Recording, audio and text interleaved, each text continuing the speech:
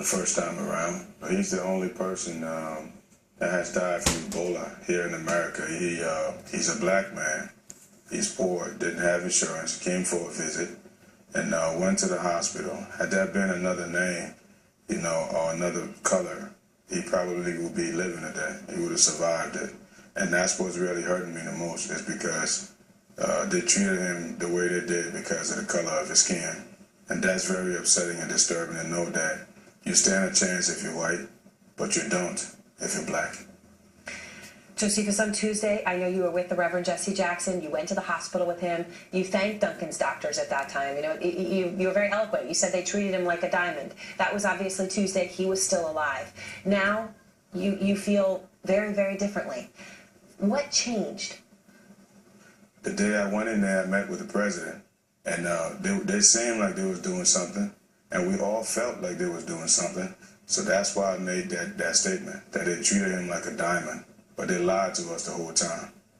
And that's because of how you feel about the experimental drug that he received, and also I know about the blood transfusion. And I want to ask you about that, Josephus, because you, I know, repeatedly asked the hospital for a blood transfusion for your uncle.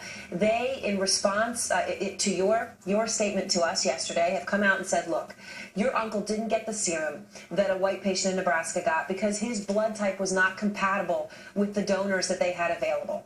Now, of course, we know in the U.S. there's only a few donors in the United States, the ones who returned with Ebola. Do you think there was a way to get blood from someone who had survived Ebola from Africa, that there was something that they could have done that they didn't do? Yes, there was a lot of things they could have done that they didn't do. They could have transferred him 2 states over, from Texas to Emory in Atlanta. I requested that. They denied me. I requested a blood transfusion. They denied me.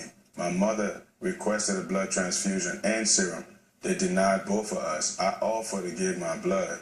I offered to volunteer and help in the hospital. She's a registered nurse. She offered to go at the hospital and volunteer her time without pay. They turned us down like every step of the way. There were people in Africa available to contribute blood. They turned everything down. They said no to everything. But in terms of the blood transfusion, do you know for sure that there was a blood transfusion and serum available from Africa? I mean, do you know that for sure, or is that you're assuming because so many people there survived that there would be? I mean, if you could fly a man from Africa 18,000 miles on an aircraft, if they wanted him to survive, they could have flew that blood over here from Africa, just like they did with those people. Nobody tried to help Eric. They didn't even give him a chance. If they would have given him a chance, he would have fought his way through. But they didn't give him a chance. The hospital also We couldn't even see our family the whole time he was in there. We never saw him. Never saw him, not one time. I asked if they could transfer him to Emory so we could be able to go there and see him. At least they had a facility. They told me their facility was not set up for that. Eric told me he could see people walking around his room. He could see them outside the door. Why couldn't we go there? And you would have been willing to go outside the door. Obviously, in the room, they would, perhaps have been concerned about infection. But you're saying you would have gone outside the door so we could have seen you through the glass, but you weren't able to do that. No.